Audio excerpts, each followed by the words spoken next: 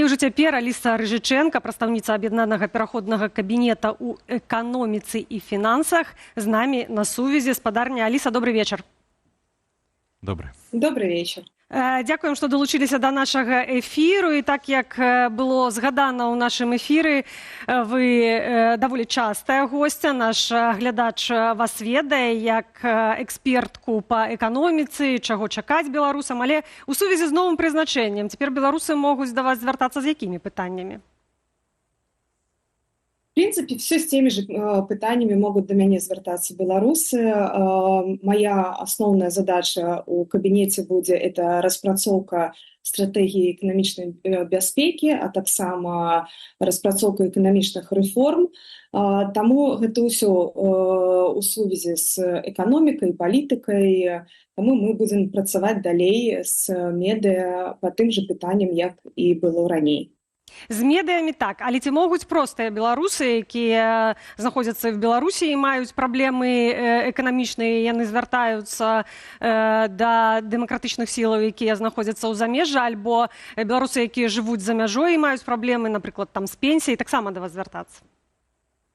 Конечно, так. В том числе любая экономическая адвокация входит в мои обязанности для белорусов, которые находятся за границей. К сожалению, у нас не так много инструментов, которые могли бы повлиять или каким-то образом изменить ситуацию белорусов внутри страны на сегодняшний день, но в любом случае все вопросы будут рассматриваться. Алиса, все, что касается экономики, бизнеса, помощи в ведении бизнеса, помощи в открытии бизнеса, все эти вопросы могут рассматриваться, направляться в нужные организации и проводиться адвокацией. Аліса, а пошук фінансавання для уласна дэмакратычных сілаў таксама лягае на вашыя плечы, альбо ўсё-такі не? Бо, ведама, апошнім часам шмат дыскусіяў наконт таго, што хто плоціць пад таго дудку і танчаць дым-сілы, трэба, каб самыя беларусы. Гэта ўжо на вашыя плечы таксама, ці як? Моя основная задача все-таки это работа с экономикой, это разработка экономических реформ и работа с международными партнерами для создания и понимания тех необходимостей в ресурсах, которые нам потребуются в транзитный период и после проведения честных выборов в Беларуси. Что касается финансирования самого офиса, на сегодняшний день существуют уже механизмы, и да, есть много споров, что офис должен и кабинет финансироваться белорусами за границей, диаспорами, белорусским бизнесом. В этом направлении я буду тоже в том числе осуществлять определенные задачи и функции, но основная задача моя – это разработка экономических реформ и экономической стратегии безопасности. Агулам, як будзе выглядаць гэтая праца? Калі вы кажаце пра тое, што трэба з вашага боку распрацавання стратэгіі для пераходнага перыяду, то мне ўяўляецца, што это проста трэба напісаць працу і цягам, напрыклад, я не ведаю, месяца. Насамрэч, як будзе выглядаць праца штодня? Ці зразумела для вас, калі будуць пасяджэнні аб'яднанага пераходнага кабінета? То есть падрабязнасці працы ці ўжо агавораныя? Конечно, это не просто написать какую-то работу, какой-то документ в течение месяца, а работа намного глубже, потому что для того, чтобы создать даже экономическую стратегию безопасности на транзитный период, не говоря уже про те экономические реформы, которые необходимы для экономики Беларуси, для начала необходимо выявить все потребности белорусской экономики, слабости, классифицировать все активы, которые находятся сейчас в белорусской экономики, которые доступны и которые недоступны, да, и могут быть, скажем так, активированы, да, внутри, вот, в рамках белорусской экономики.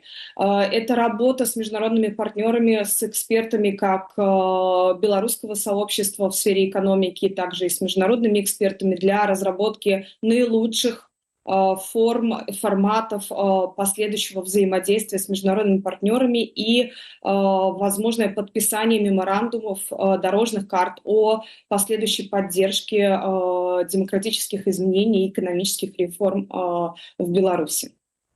Аліса, ну вось у сувязі з падпісаннем усіх гэтых дакументаў ці можна спадзявацца, што грошы, пра якія раней гаварылася, што аб'яднаная Еўропа гатовая прадставіць, зарэзервавала для Беларусі на пераходны перыяд, гэта 3 мільярды еўраў, таксама згадвалася, што магчыма яшчэ 10 мільярдаў будзе. Ці будзе гэтая сума павялічвацца, таму што мы ўсе разумеем, што для пераходнага перыяду ў цяжкай сітуацыі, ну, відавочна, недастаткова гэта.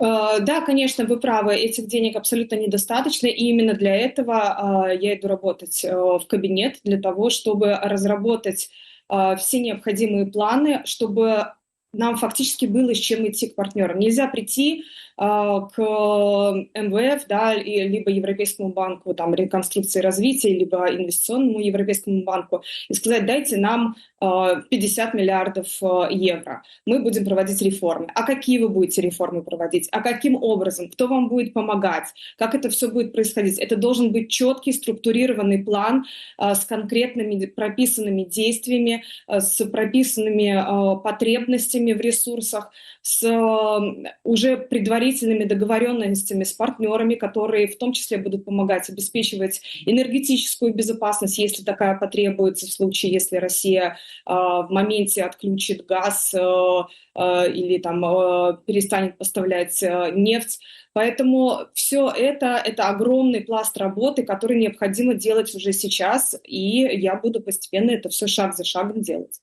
Паслухайце, ну з нашай размовы вынікае, што ёсць такія два глобальныя кірункі працы. Гэта праца з партнёрамі заходнімі і рэформы. Все-таки можна сказаць, што гэта і для беларусаў. І вось маляванне прывабнай, мы гаворым эканамічна, новай Беларусі для беларусаў і для замежных партнёраў. Што, вось, якая карціна прывабнай Беларусі новай на сёння важнейшая? Гэта вот для беларусаў паказаць, якая альтэрнатыва чакае, альбо для заходніх партнёраў паказаць, якая Беларусь можа прыйсці на змену Лукашэнкі, чаму варта падтрымліваць беларусаў? Наша задача на сегодняшний день разработать те реформы, которые позволят сохранить независимость Беларуси, сохранить и развивать белорусскую нацию, сохранить ценности все белорусские. И при этом мы должны транслировать эти изменения для наших, в том числе для наших международных партнеров.